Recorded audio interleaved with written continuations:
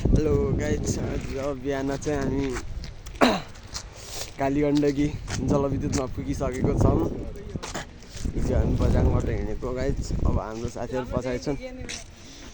ल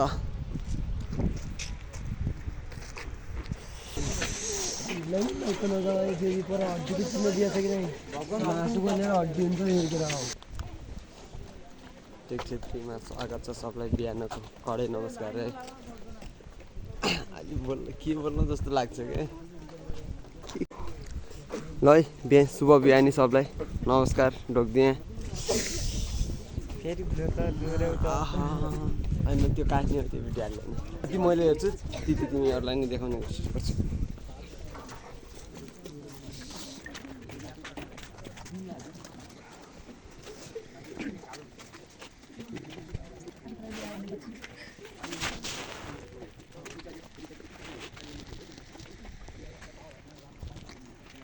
के बोला थाल्यो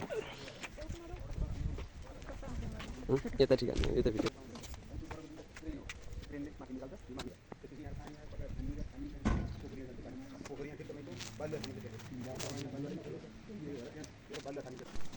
उहाँ पनि घुमाउनु मान्छे छैन होला है। उहाँ यो हाम्रो 3टा टर्बाइन छ। उहाँ 3टा टर्बाइनमा एउटा टर्बाइनले 48 मेगावाट उत्पादन गर्छ। 48 तिमा 144 मेगावाट हो। यो भनेको नेपालकै सबभन्दा ठुलो थियो यो पहिला। अहिले सेकेन्ड नम्बर पर्छ। अहिले अप्पर तामाकोसी भन्ने 456 उत्पादन भएको छ रे, सेकेन्ड नम्बरमा आउँछ है। आउँछ है।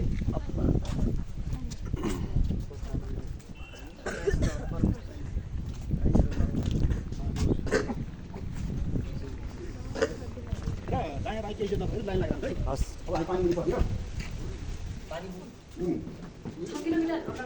हामी तल 6 किलोमिटर आइन जाने होइन, 6 किलोमिटर पानी भनेको पानी पर्ने तपाईँ 6 किलोमिटर। यो त 6 किलोमिटर होइन। यो त हामी पानीको यो पानीको यो छ नि के अरे पानीको के अरे पोखरी के पोखरीको पिँधोमा जान्छौँ हामी। ए ठिक ठिक। जस्तो यसलाई जस्तो सुकै बाढी आए पनि यो सँगसँगै त भत्काउन सक्दैन। पानीभित्र पसिसक्यो हामी। जस्तो यो बिजुलीले कतिसम्म भ्याउन सक्छ? हाम्रो हात नेपाललाई बिजुली दिन सक्छ होइन? नेपालीलाई भन्दा पनि यो बिजुली उत्पादन गर्दा नेपालभरि सबै ठाउँमा हाइड्रो पावर पनि छ यस्तै उस्तै।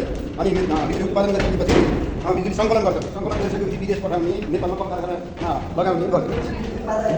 यहाँको बिजुली अहिले बाहिर पनि बेचेको छ कि नेपालमा मात्रै युज भएको छ?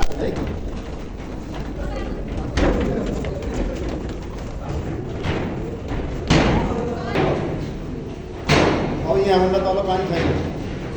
यहाँभन्दा हामी पानीको पिँधोमा आइयो। यो नेपालकै सबभन्दा पहिला ठुलो जलविद्युत थियो। अहिले चाहिँ अर्को तामाकोसीमा बनेर यति भए तपाईँको होइन फेरि साथी।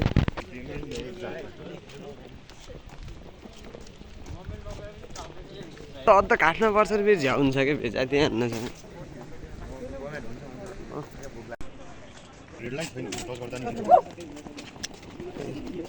यहाँ त पुरै लुक जर्मन सेफर्ड कुकुर।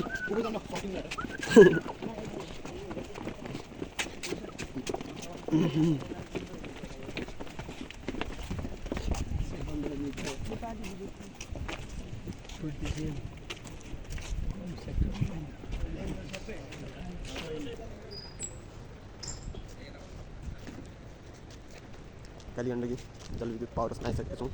अनि यहाँको दृश्य एकदमै राम्रो लाग्यो है मलाई। कस्तो हेर्दा पनि मनमोहक गर्ने जस्तो है। के बोल्या केही नबोल्या।